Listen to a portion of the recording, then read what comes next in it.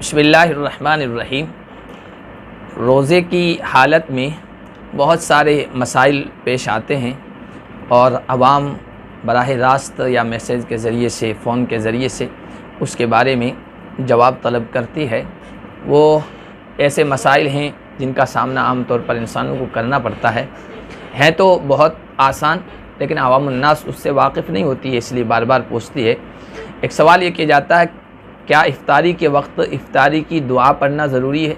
अगर किसी ने नहीं पढ़ी तो रोज़े पर असर तो नहीं होगा। इफ्तारी के वक्त दुआ पढ़ना मसनून है। अल्लाह के नबी सल्लल्लाहु अलैहि वसल्लम से कई दुआएं, मुतअद्दिद दुआएं साबित हैं। अगर किसी ने बग़ैर दुआ पढ़े इफ्तारी कर ली तो रोज़े पर कोई असर नहीं होगा और रोज़े का मुकम्मल अजर व सवाब मिलेगा। दूसरा सवाल ये किया जाता है कि सहरी के वक्त रोज़े की नीयत करना ज़रूरी है। देखिए, एक आदमी सहरी कर रहा है, सुबह सहरी के वक्त खाना खा रहा है, तो ये सहरी करना और खाना खाना ये ख़ुद नीयत है और इरादा है कि वो रोज़ा रखना चाह रहा है। लिहाजा अलग से अगर नीयत नहीं की रोज़े की तो कोई हरज नहीं है, रोज़ा हो जाता है। एक सवाल ये किया जाता है कि एक आदमी की आँख सुबह में इस हाल में खुली कि सहरी का वक्त बहुत तंग है और वो आदमी नापाकी की हालत में है, चाहे नापाकी मियाँ बीवी के जिनसी ताल्लुक़ की वजह से हो या एहतलाम की नाइट फॉल की वजह से हो। तो अब वो क्या करे, पहले सहरी करे या पहले गुस्ल करे? वक्त तंग होने की वजह से उस इंसान को चाहिए कि पहले सहरी कर ले, खाना खा ले, इसलिए कि नापाकी रोज़े पर असरअंदाज नहीं होती है, उसकी वजह से रोज़े पर कोई असर नहीं होता है। हाँ, बाद में जल्दी से पाकी हासिल कर ले और गुस्ल कर ले। किसी को दमे की सांस की तकलीफ़ है, क्या वो भपारा ले सकता है, स्टीम ले सकता है? रोज़े की हालत में भपारा लेने से इज्तनाब करना चाहिए, इससे रोज़ा जाता रहेगा, रोज़ा ख़त्म हो जाएगा। अगर तबीयत ज़्यादा ख़राब है तो इंसान रोज़ा न रखे, अच्छी तरह से इलाज कर ले और जितने दिन रोज़ा नहीं रख सका है बाद में उसकी क़ज़ा कर ले। कोरोना का ये ज़माना है और ये वबा फैली हुई है। इस सिलसिले में सवाल ये किया जाता है, क्या रोज़े की हालत में कोविड टेस्ट कराया जा सकता है या कोविड वैक्सीन ली जा सकती है? रोज़े की हालत में कोविड टेस्ट कराया जा सकता है और कोविड वैक्सीन भी, कोरोना की वैक्सीन भी लगाई जा सकती है, ली जा सकती है। इससे रोज़े पर कोई असर नहीं होगा, रोज़ा मुकम्मल हो जाएगा। एक आदमी ने रोज़ा रखा और दौरान रोज़ा उसको लूज़ मोशन हो गए, दस्त लगने लगे और कमज़ोरी सी महसूस होने लगी। क्या इस हाल में वो बोतल चढ़ा सकता है, ग्लूकोज़ की बोतल चढ़ा सकता है?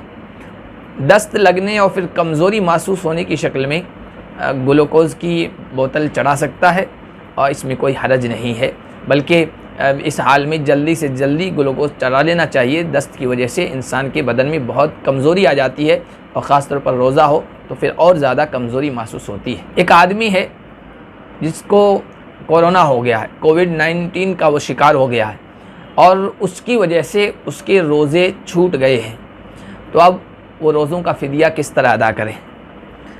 देखिए, किसी भी बीमारी की वजह से अगर रोज़े छूट गए हैं तो फ़िदिया नहीं है, बल्कि अगर ये उम्मीद है कि सेहत बहाल हो जाएगी, तंदुरुस्त इंसान हो जाएगा, तो तंदुरुस्त हो जाने के इम्कान की शक्ल में बाद में रोज़े के बदले रोज़ा रखना है। फ़िदिया तो उस शक्ल में है कि किसी को ऐसी बीमारी हो जाए कि उससे सेहतयाब होने का कोई इम्कान, कोई चांस बाकी न रहे, तब जाके फ़िदिया अदा किया जाता है। एक आदमी की आँख का ऑपरेशन हुआ है और उसको दवाई डालनी पड़ती है, क्या रोज़े की हालत में वो आँख में दवाई डाल सकता है? रोज़े की हालत में आँख में दवाई डाली जा सकती है।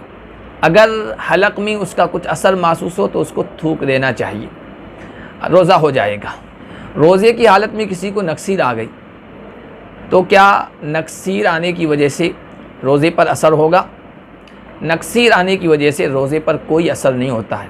हाँ, अगर कोई आदमी नक्सीर आने की शक्ल में नाक बंद कर ले, जैसे कि आम तौर पर लोग करते हैं, और उसकी वजह से वो खून हलक में चला गया और हलक के ज़रिए से पेट के अंदर पहुंच गया, पेट में चला गया, तो उस सूरत में रोज़ा फासिद हो जाएगा, रोज़ा ख़त्म हो जाएगा और इस रोज़े के बदले बाद में क़ज़ा है, यानी रोज़े के बदले एक रोज़ा है, कफ़ारा नहीं है। एक मसला ये मालूम किया जाता है कि क्या औरत की सोनोग्राफ़ी कराई जा सकती है रोज़े की हालत में।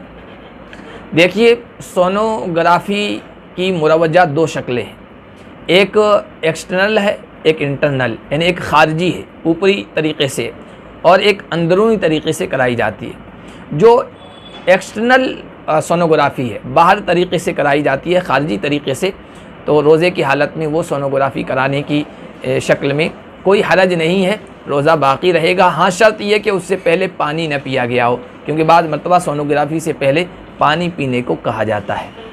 दूसरी शक्ल इंटरनल है, अंदरूनी, यानी हलक के ज़रिए से, मुंह के ज़रिए से या शर्मगाह के ज़रिए से कोई आला अंदर दाखिल किया जाता है, और इन्फेक्शन न हो, सेफ्टी के तौर पर इन्फेक्शन से बचने के लिए उस आले पर कवर लगाया जाता है, और उस कवर पर कोई महलूल यानी कोई लिक्विड लगाया जाता है। ये जो इंटरनल सोनोग्राफ़ी है, हलक के ज़रिए से या शर्मगाह के अंदर के ज़रिए से कराई जाती है, ये कराने की शक्ल में रोज़ा नहीं रहेगा, बाकी नहीं रहेगा, रोज़ा टूट जाएगा, फासिद हो जाएगा। लिहाजा रोज़े की हालत में ऐसे अंदरूनी सोनोग्राफ़ी कराने से बचना चाहिए। इफ्तार के बाद अगर सहूलत हो तो करा लेना चाहिए, वरना अगर ज़रूरी हो, शरई ज़रूरत के तहत हो और ज़रूरी हो सोनोग्राफ़ी कराना, तो उस दिन रोज़ा नहीं रखना चाहिए। उस एक रोज़े के बदले बाद में उसकी क़ज़ा कर लेनी चाहिए।